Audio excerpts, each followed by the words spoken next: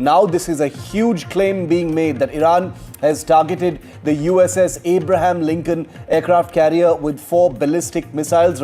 A fierce information war is unfolding alongside military escalation. A dramatic claim from Tehran is raising alarm across global military circles.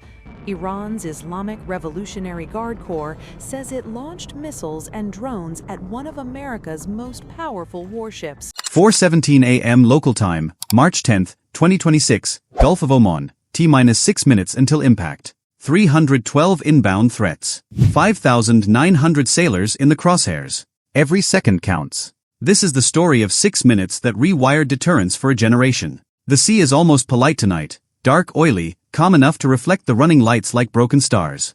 Off the Omani coast, just outside the tight geometry of the Strait of Hormuz, a U.S. carrier strike group is moving at a controlled 22 knots. Not racing. Not hiding. Broadcasting presence the way great powers always do, quietly, confidently, on purpose. At the center is a Nimitz-class aircraft carrier, 170,000 horsepower and floating airfield arrogance, surrounded by a ring of steel, 2 Aegis-equipped Arleigh Burke-class destroyers, a Ticonderoga-class cruiser, an attack submarine somewhere below the thermocline, and a logistics ship keeping the whole machine fed. Above them, an E-2D Hawkeye paints the sky with radar. Around them, F divided by a -18S and F-35 cycle through combat air patrol like metronomes. Below decks, 5,900 people do what militaries do in the hours no one films: maintenance, drills, watch rotations, quiet phone messages that start with "Hey, just checking in."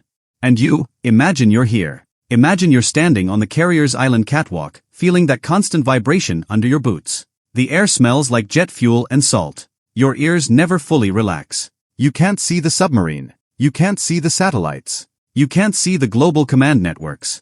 But you can feel them, the invisible scaffolding of modern war holding everything up. Because this water isn't just water. The Gulf of Oman is a hallway between empires. To the north, Iran's coastline and the shadow of the IRGC. To the west, the Strait of Hormuz, the choke point where a chunk of the world's energy supply squeezes through a few nautical miles of geopolitical friction. To the south and east, friendly ports and allied airfields, Muscat, Duqm, and the long reach of U.S. basing from Al Udeid in Qatar to Al Dhafra in the UAE. Strategically, the carrier isn't just a ship. It's an argument. It's a moving runway that tells everyone in range, we can arrive without permission, and we can leave when we're done.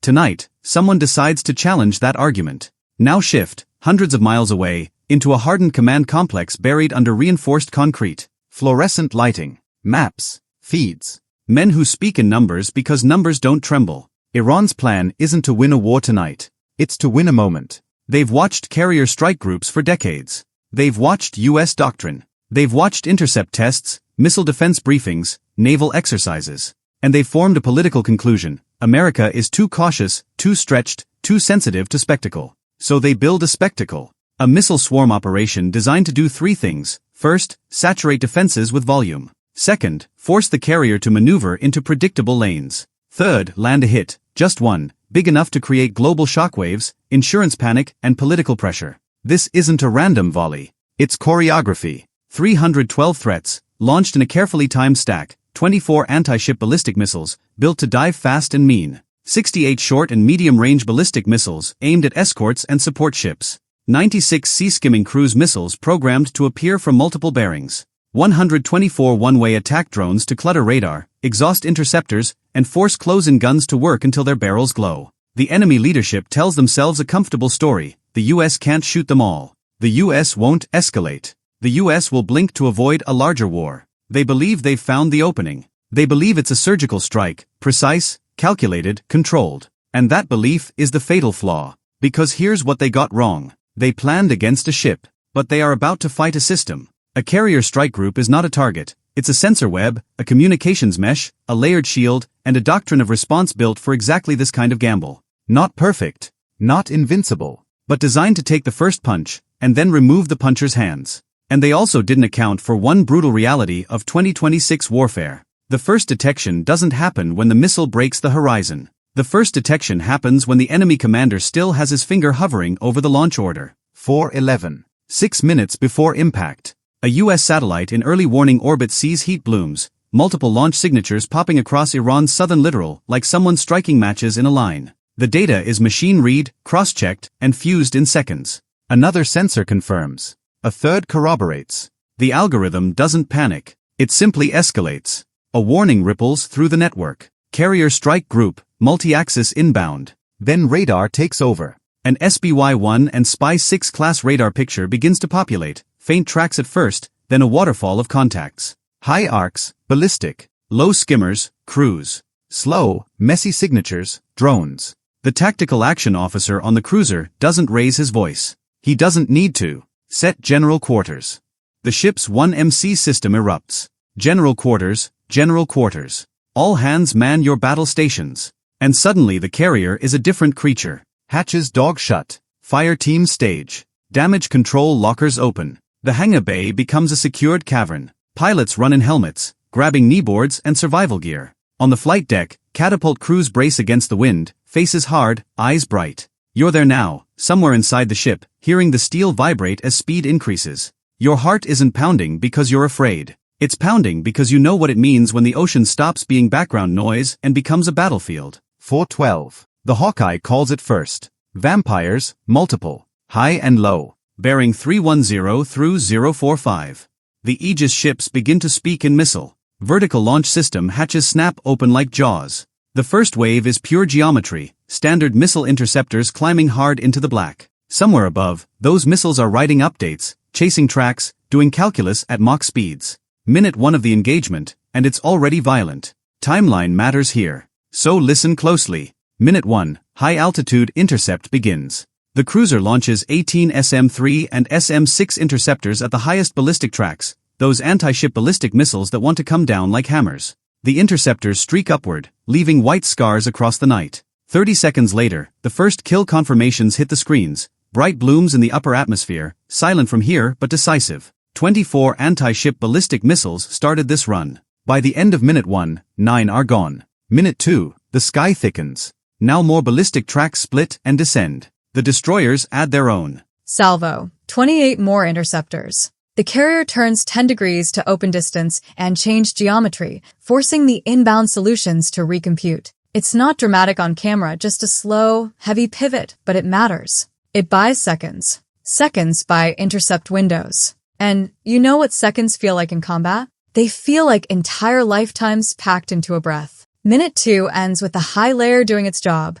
24 anti-ship ballistic missiles inbound. 18 destroyed at high altitude. 6 still coming fast. Minute 3. Cruise missiles enter the conversation. Now the low skimmers show their teeth. They're hugging the sea to hide from radar, trying to appear late, trying to shorten reaction time. On the radar scopes, they look like a rash spreading across the surface picture. The carrier's escorts shift priorities instantly. Engage cruise. Engage drones. Keep ballistic channel open.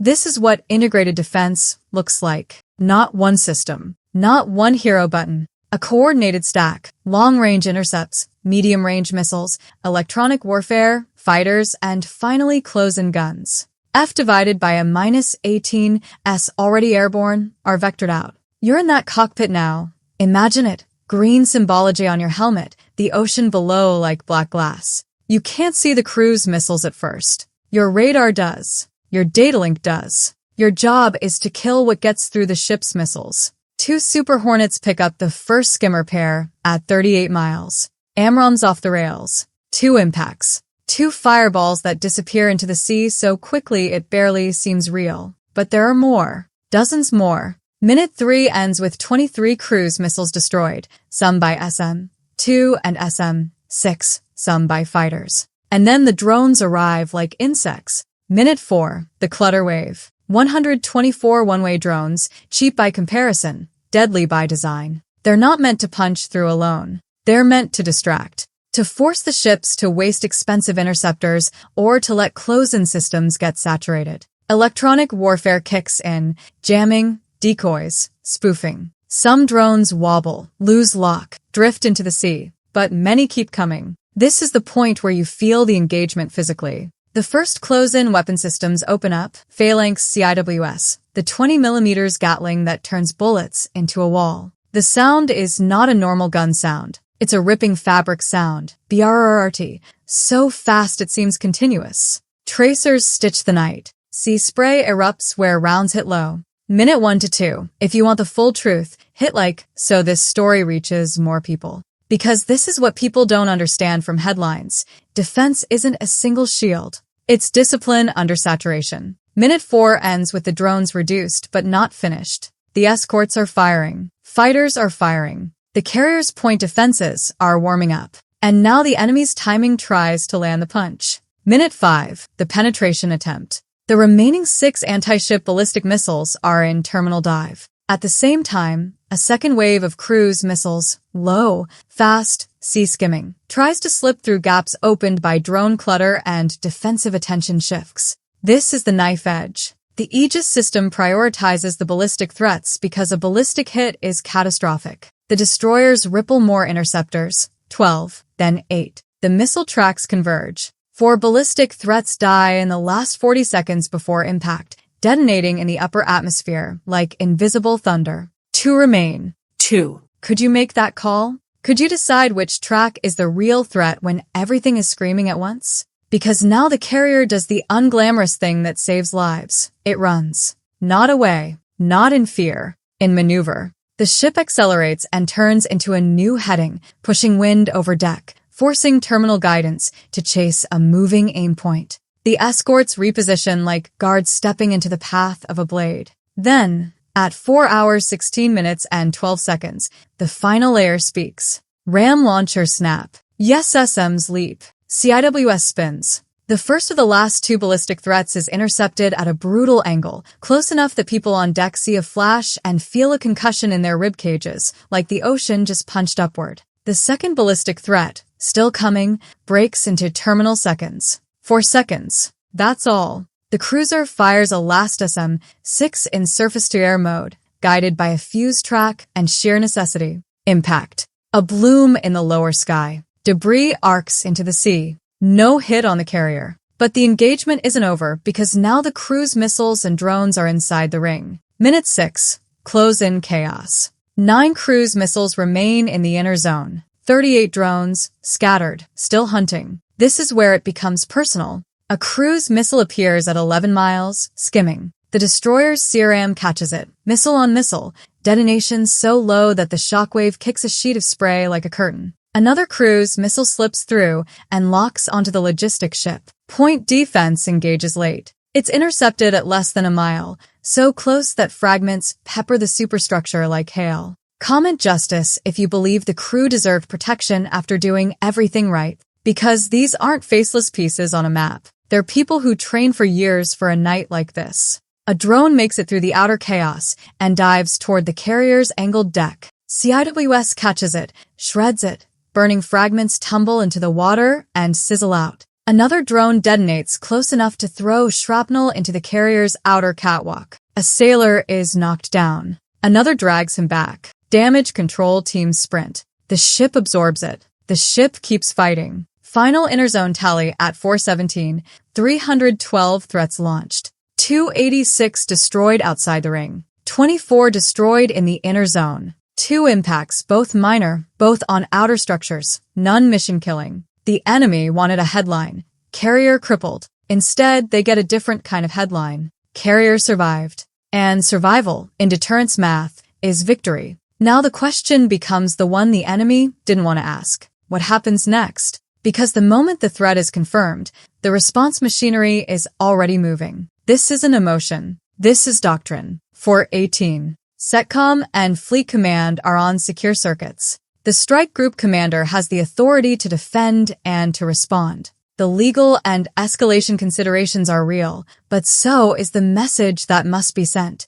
If you attempt to saturate an American carrier, you don't get to try again next week. Authorization comes fast. Not reckless, fast. Operation name, Silent Trident. And it doesn't look like a single retaliatory strike. It looks like a multi-domain purge of launch capability. First wave, maritime and coastal launch sites. From the destroyers and cruiser, Tomahawk cruise missiles launch in sequence. 48 in the first minute, then 24 more low and fast, skimming toward coastal missile batteries, known command nodes, and radar sites used to feed targeting data. They're not aimed at cities. They're aimed at the infrastructure that makes swarms possible. Launchers, magazines, sensors, comm relays. Second wave, air-delivered precision. From the carrier deck, fighters launch in pairs, F divided by a -18S and F-35s, carrying standoff weapons designed to hit defended targets without flying into the teeth of surface-to-air systems. They go after mobile launchers, coastal command posts, and the trucks that reload them. They're coordinated with electronic warfare aircraft that jam and blind. Third wave, undersea and unseen. A submarine launches its own strike, quiet, clinical, adding another axis the enemy cannot easily predict or stop. And while missiles fly, cyber and electronic effects hit too, communications interruptions, degraded sensors, false tracks, anything that slows reconstitution. Because the goal isn't vengeance. The goal is future capability denial. Type yes if you want to see all targets hit at once, because when the response fully arrives, it's not one explosion. It's simultaneous absence. At 4:29, the first Tomahawks arrive. A coastal radar site goes dark.